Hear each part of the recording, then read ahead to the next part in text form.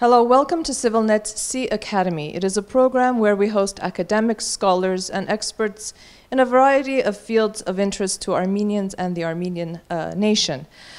Today we are very proud to host Professor Yair Auron of the Open University of Israel.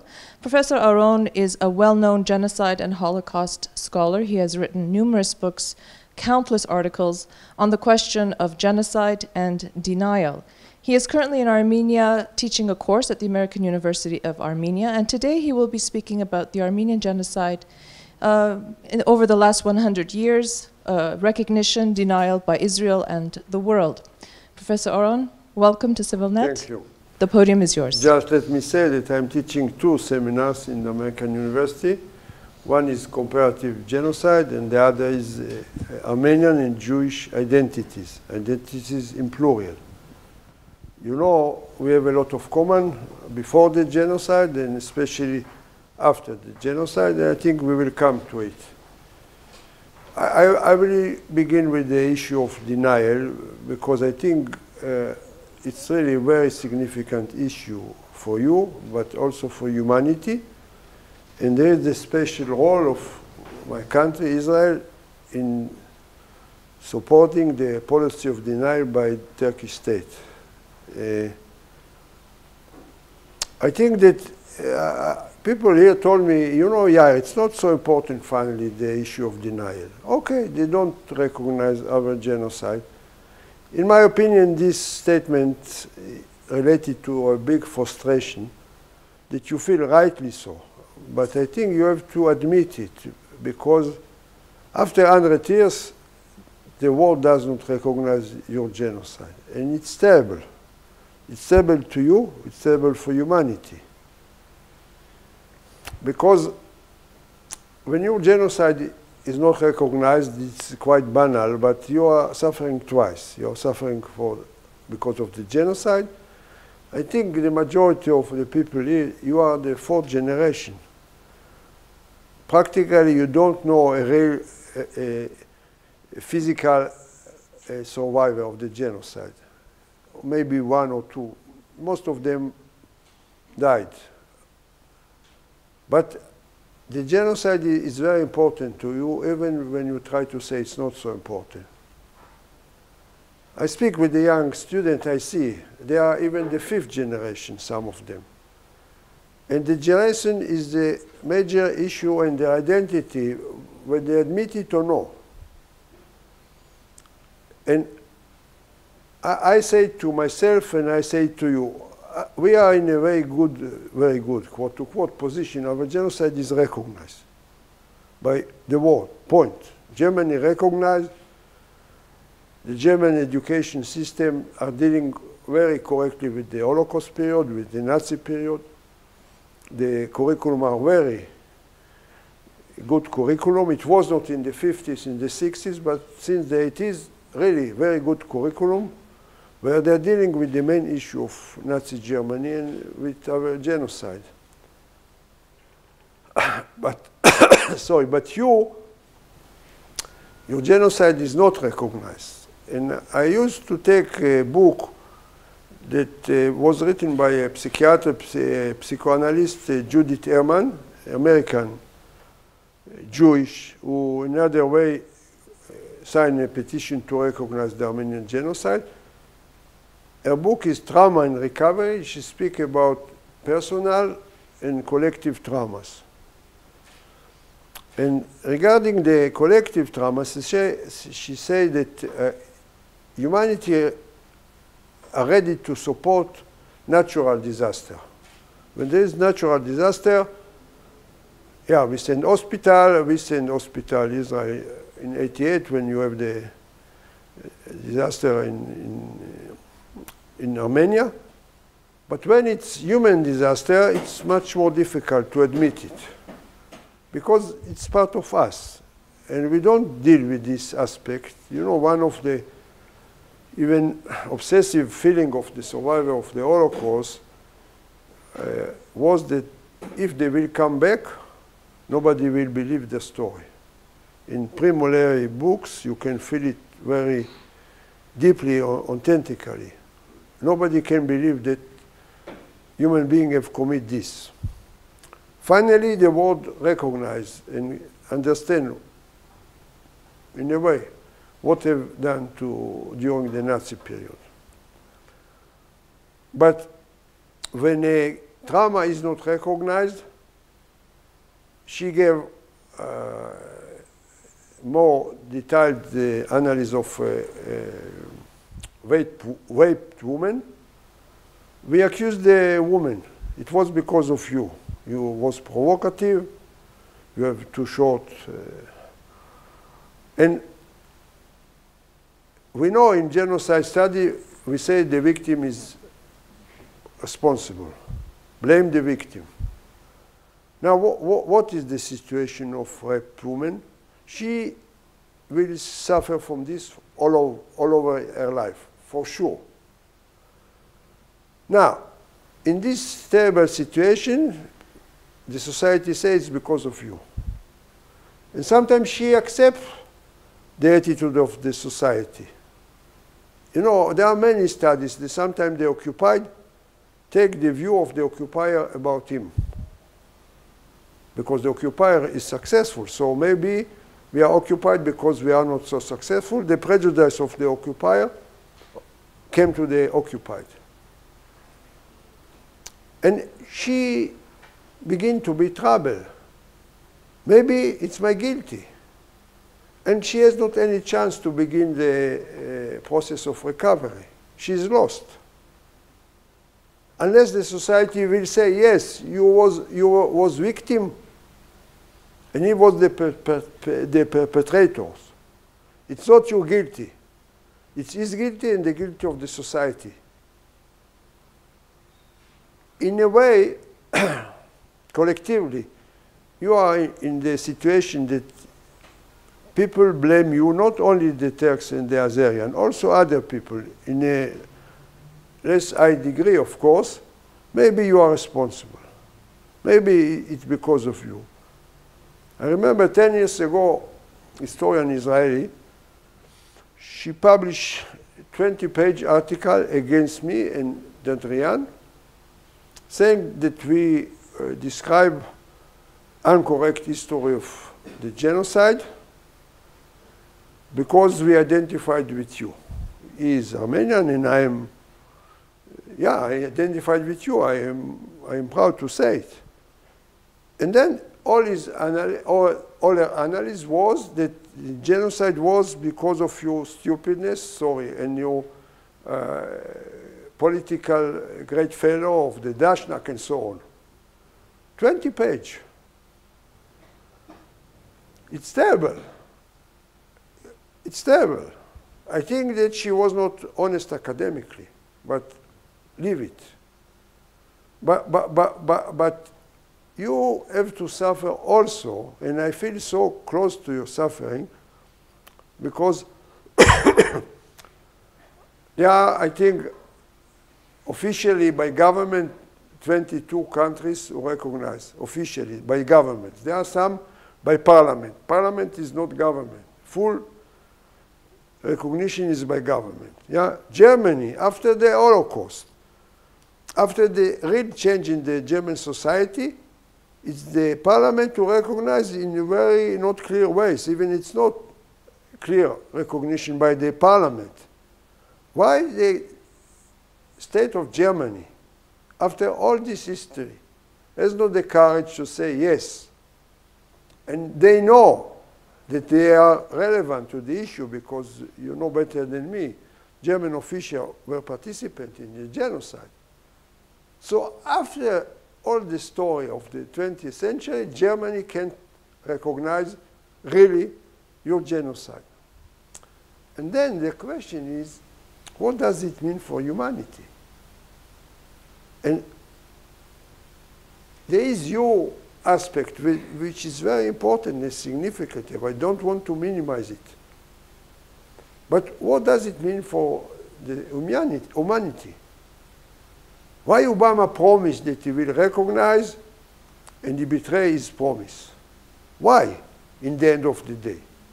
Why you promise if you know that you are going not to fulfill? He's not only one, but we have so many expectations from this president, he say, I have two records, there are many. In the first campaign, if you want a president, American president who will recognize the genocide, I am. If you want somebody who will stop the massacre in Darfur, he did not say genocide, I am the president.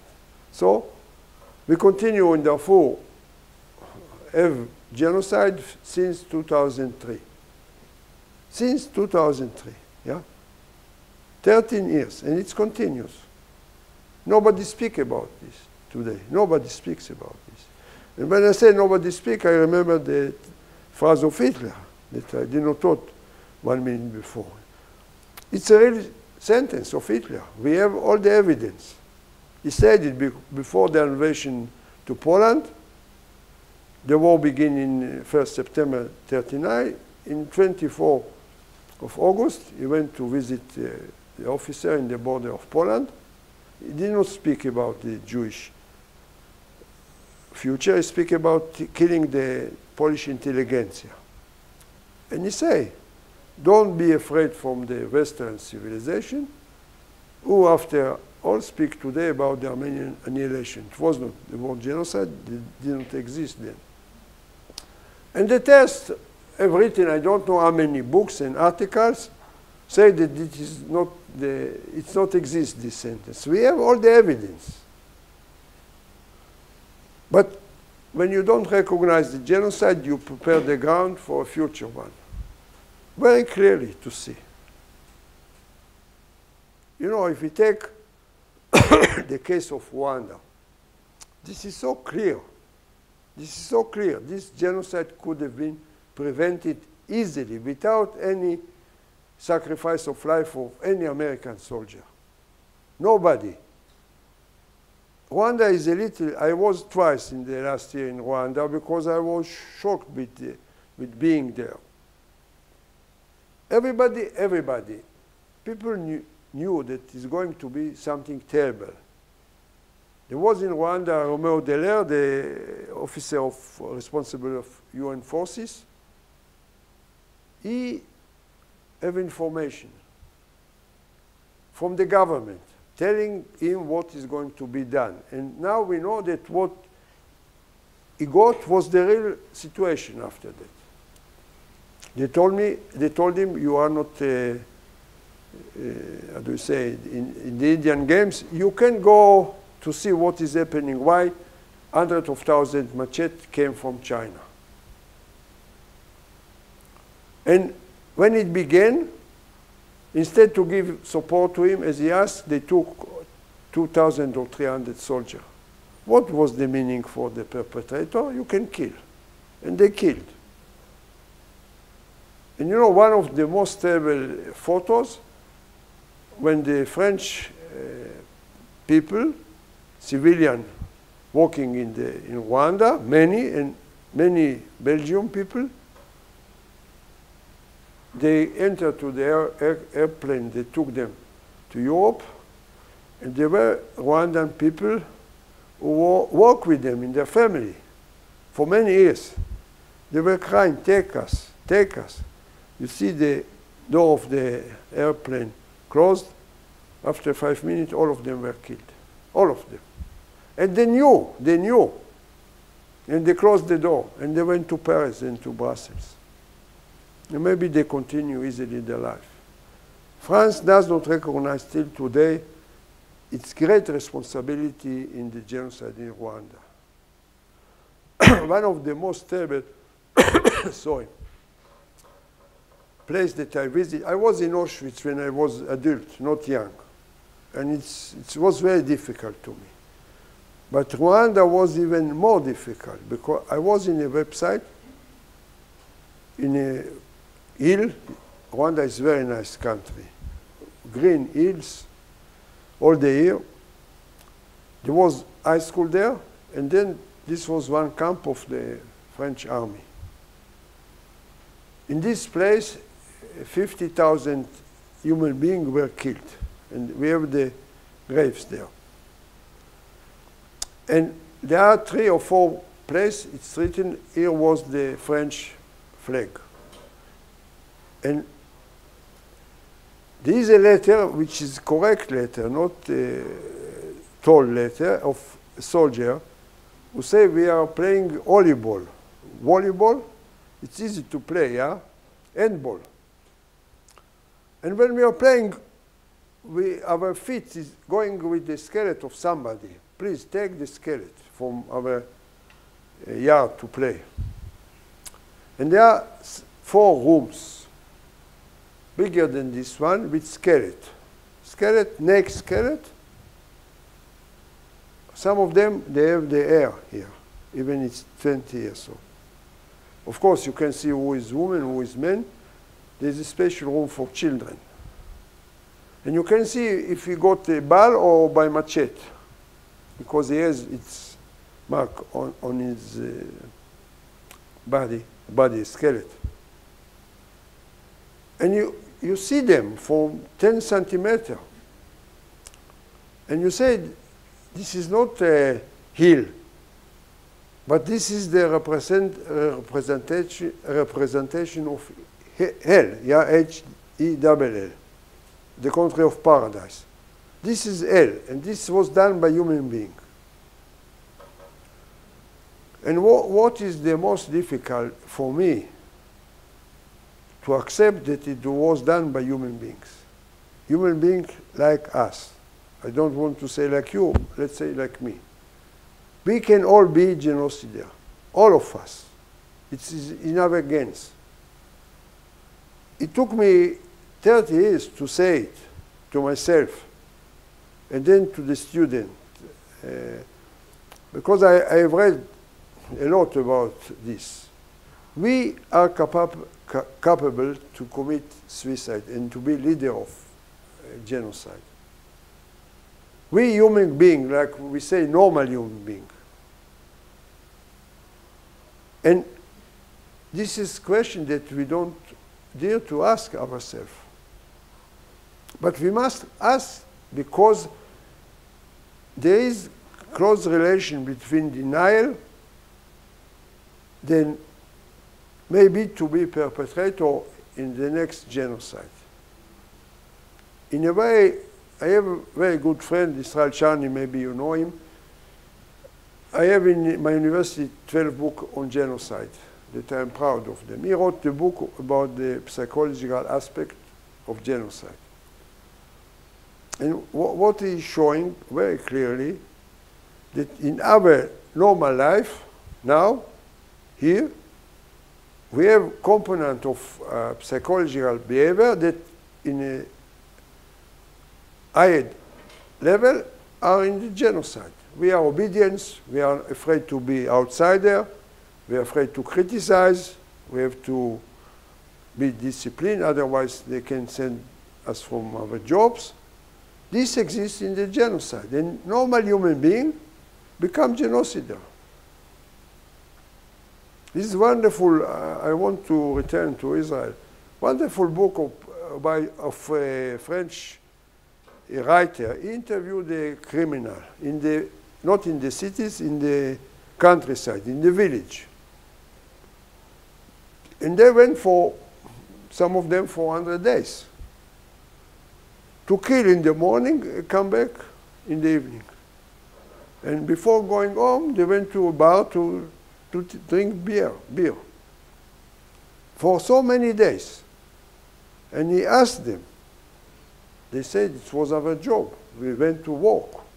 We work in killing during 100 days. This is a survivor of the genocide in Rwanda, Yulan Mukagasama. She became a very close friend of mine. She lost all his family there, 3 children and her husband. She was a target because she was nurses and she gave birth to sometimes to people without money. So they call her name in the radio, in the street, go to kill Yuland. They decided to separate, she alone and the husband with 3 children in the other side. Finally, the 3 children and her husband were killed in a so cruel way, and she was alive after 100 days. And she wrote, it was one of the first autobiographic about Rwanda. The dead does not want me. She wanted to die. And she was sheltered by a woman, handicapped woman, physically and maybe also mentally, Christian. She kept her 10 days in her house. Then it was danger to both of them, so they took another shelter. She listened to a conversation between a wife and her husband. He came from the checkpoint. She told him, how many people you have killed today? Look, full of blood. I will not let you to go tomorrow morning to the checkpoint. It's enough. He answered, I will go tomorrow morning. My duty is to save Rwanda. To save Rwanda, yeah? I can tell you honestly, soldier in every army, not during genocide, sometimes say this thing. We have to kill them. They are our enemy. It's our duty to kill them. I can say, it's TV, I don't care. Even Israeli soldiers sometimes say it. So terrible it is. Now I want to say something about Israel. We deny your genocide, point. It's not that we don't recognize. We go further. I spoke with the president. He said, yeah, I know, you don't recognize. Tell me, Mr. President, we don't recognize, but we go further. We deny your genocide. It's not the same.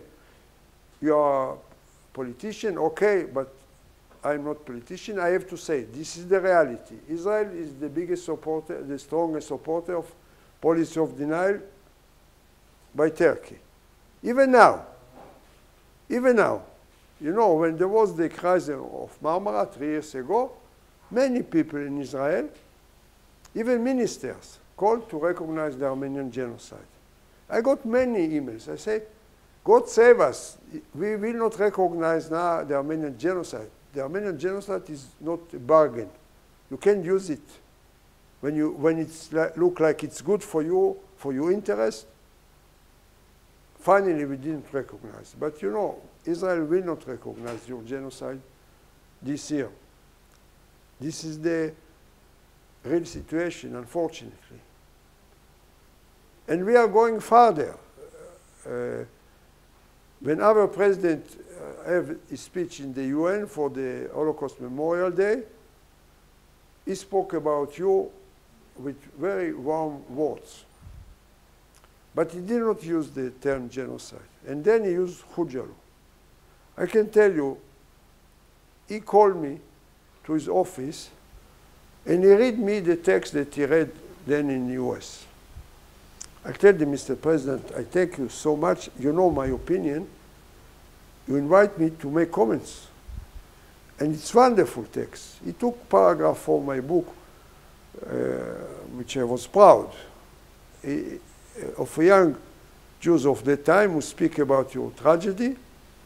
And he said, I'm crying about the tragedy of the Armenian people or about the destroying of the Second Temple. I mean, 1915 or in that time.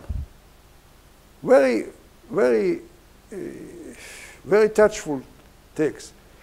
And he said, my father and my mother were in Jerusalem and they have seen Armenian refugees in this terrible situation. And everybody understood what does it mean and what are the consequences.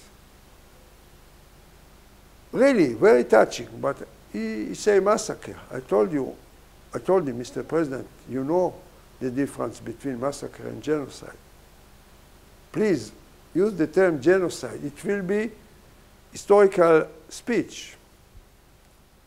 He said, no, no. And even, okay, he said, I can do it. I'm not private person now. But when he was deputy, when he was the speaker of the parliament, he several times called Israel to recognize the Armenian genocide. And he said, I did not change my mind. And I'm sure he did not change my mind, his mind. But then was the terrible sentence about Hujalu. He did not say genocide in Khojalu, but he spoke about Khojalu in the context of genocide. Terrible, terrible. Why he did it? Because I can't prove it. Because the foreign minister put pressure on him. But you are the president. You are not somebody who work with this nasty Lieberman. And he included this terrible sentence, and I know what it did to you. I was in Karabakh. It was a wonderful week for me, really. So nice people, so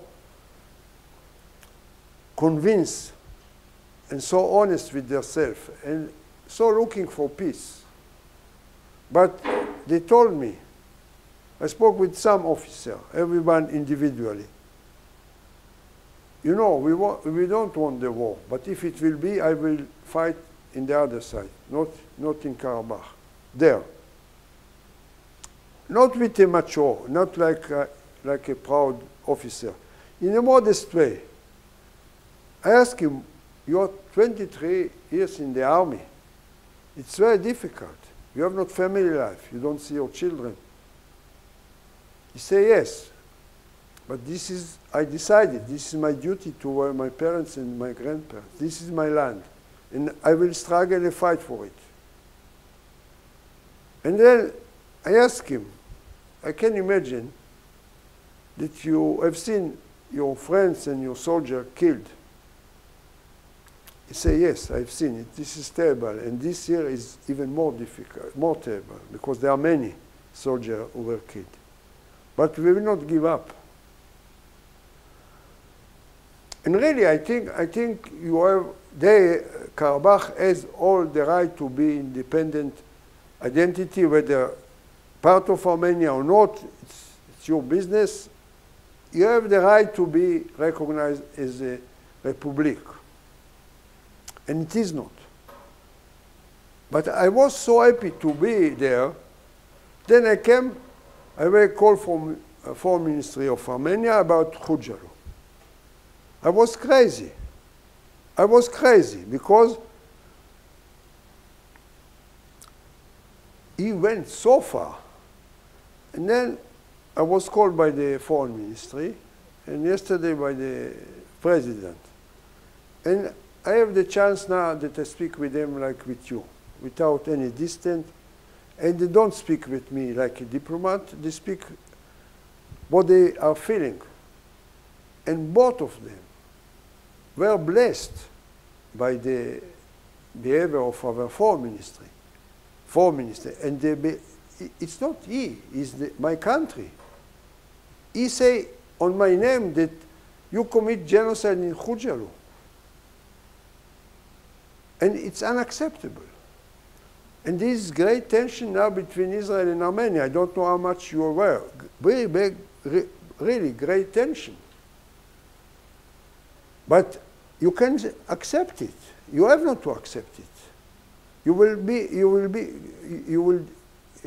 be done a mistake if you will not react to our attitude. He is the foreign minister. He knew what he is going to do. It was prepared. It was published that he is going there, and he went there. And he represented my country, he represented in a way me, and I can't stand it. I told somebody, I don't want to be Israeli today. Because the president told me, there is no any other official in the world that comment Khojalu in a term of genocide. Not one in the world. And we are the first. And the only one. We will have to be so close to you. But just one word, please. We have to make the difference. I am very critical of my country. You see it. I have no any problem to criticize because we gained it honestly. We commit crimes against you, sin against you. One and another time, and third time, and fourth time. But make a difference between the government and the civil society. In the civil society, those who know about the genocide, and now most Israelis know much more than 20 or 30 years ago, because it's issue every time. Most of them are with you. The great majority are with you. And also in the political sphere, there is changes. The issue of the Armenian genocide is raised in the parliament since 2008.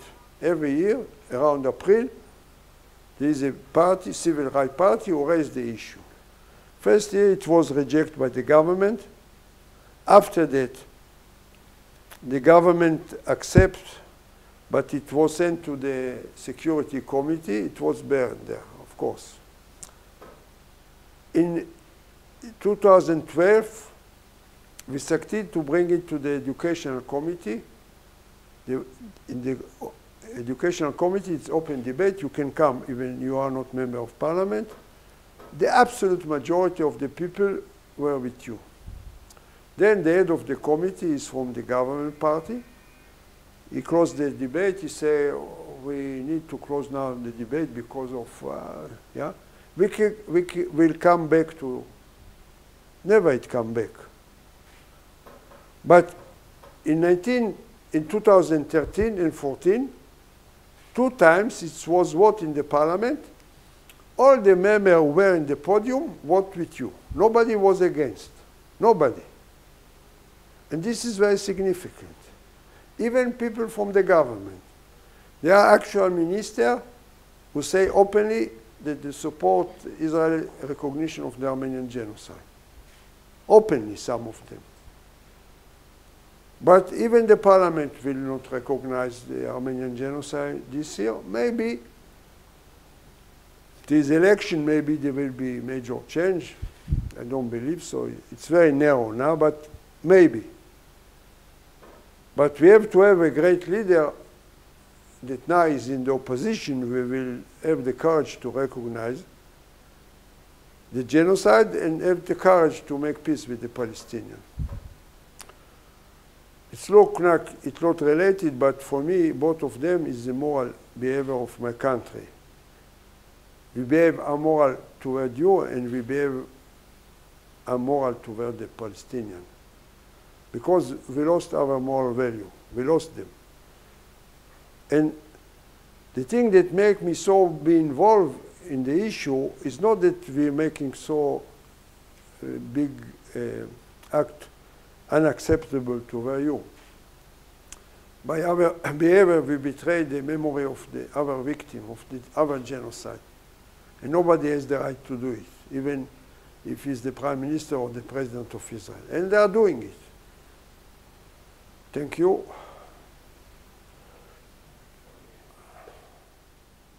Thank you very much, Professor Auron, for that fascinating speech. If there are questions that anybody would like to ask, pass over the microphone. Thank you for the lecture. Thank you, and I want to ask a question about the Holocaust and the Armenian genocide, similarities and distinctions. You know, when Raphael Lemkin coined the term genocide, he mostly referred to the Armenian genocide. Yeah. But 2 years ago, when the European Court of Human Rights made its decision about Perinček case, there was kind of hierarchical approach about the denial of Holocaust and the denial of the rest of the genocide.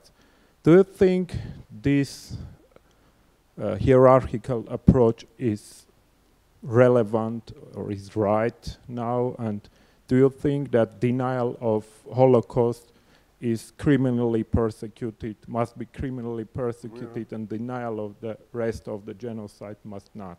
No, of course, my answer is very clear. In France, there is a law against denial of the Holocaust. There was in process a law regarding your genocide. It was stopped by jurists. I know, unfortunately, that some of them are Jewish. I don't say that they have stopped the process because they are Jewish or because they are jurists, but they stopped the process. And I know that some Armenian people told me in France, you see, These are my friends. These are our friends. They mean to the Jews. There has to be a law. Denial of genocide is unacceptable and it's criminal for all the genocide, not for the Jewish genocide and the Rwandan genocide and the Armenian genocide. Yeah, there is a Rashi that I don't accept it.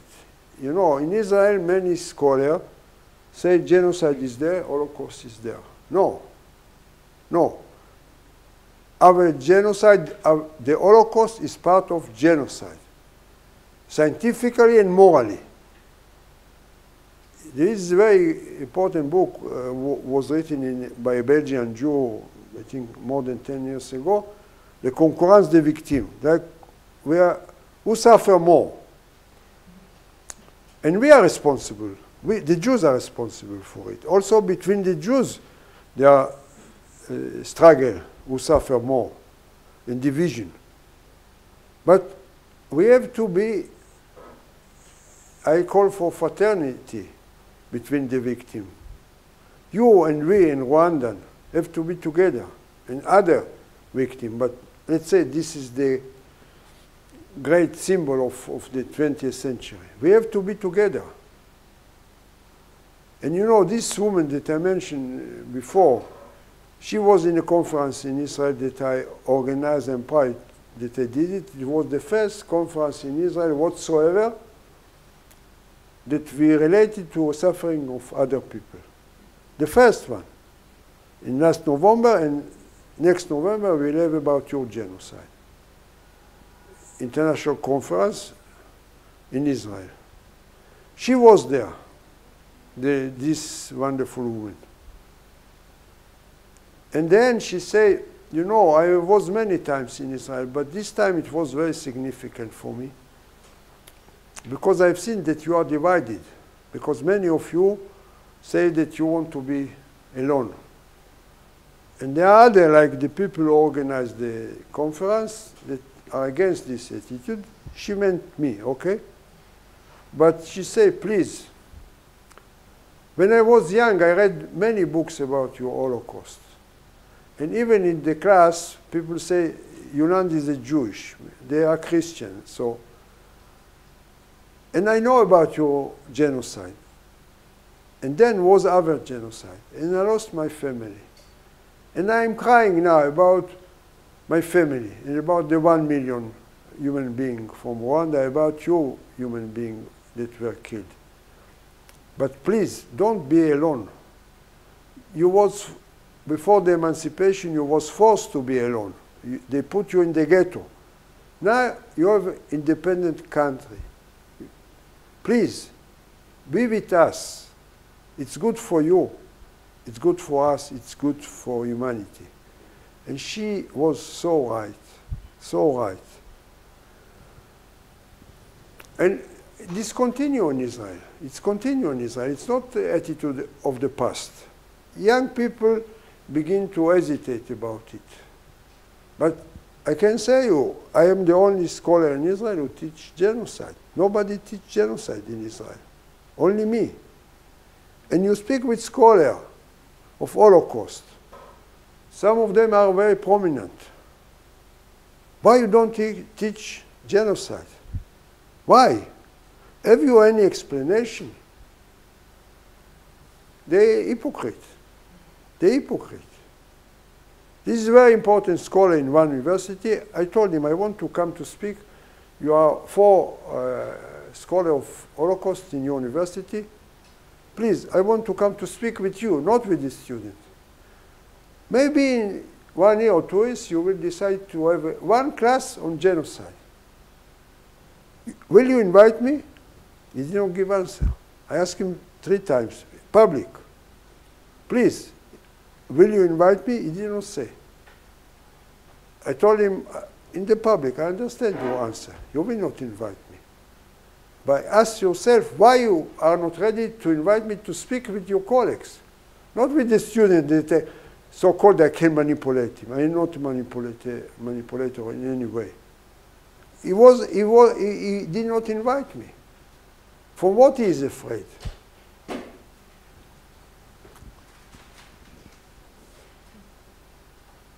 there any other questions?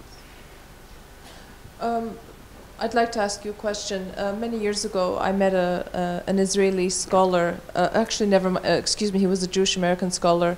And we were talking, this is going back 20, 25 years ago. And he was saying that the reason that Israel does not want to recognize the Armenian genocide is to ensure the uniqueness of the Holocaust. In a century where we have been witness to so many atrocities committed against human beings, from Rwanda, Darfur, Cambodia, the Armenian genocide, does that ideology, philosophy, approach still carry weight today? Yeah. In Israel? Yes. Yes, yes, surely, yes. By scholars and by the state of Israel. Take any speech that you want of our leaders, speaking about our genocide. First, they will speak about Holocaust. The word genocide is taboo. And analyze the speech. They speak, even Rivlin, the president, in the most open speech that Israeli leader gave, he speak about the unicity. He did not use the term unicity. This is the most terrible, and they repeat it. And you know, let me tell you even worse. We sent weapons to Rwanda during the genocide, to the criminal government, and we sent weapons to Serbia, to Milosevic during the genocide. We. And I, with a young advocate, we have two trials against my country. Against the Minister of Security, regarding selling weapons during a genocide. It is a crime against humanity in the international law, not crime of genocide, but you cooperate with genocidaire. And we asked them to publish the evidence about selling weapons. We have two first stage of the two process. The first stage, they did not let us, they accept the attitude of the government. So-called security. What security? 20 years ago. Hypocrite. Hypocrite. We are going to the Supreme Court, and maybe there is another attitude. But we probably, I don't want to say 100%, give the bomb that was thrown in Sarajevo in February 94. This was a shock for the world. And then finally, after 4 years of act of genocide and genocide, they intervened. Almost, I can say, I look now for clear evidence. Israel was the supplier of weapons. Israel was the supplier of weapons to Rwanda. Not only one, sorry. France was terrible, England, many sent weapons to Rwanda against the embargo. But I don't care about them, I care about my country. They give sentence by the government in the two cases, in which they send weapons to the criminal. We, the state of the Jewish people who suffer the most, identified with the victim. Not saying who is the perpetrator. Like the bomb from Rwanda and Sarajevo came from the hills.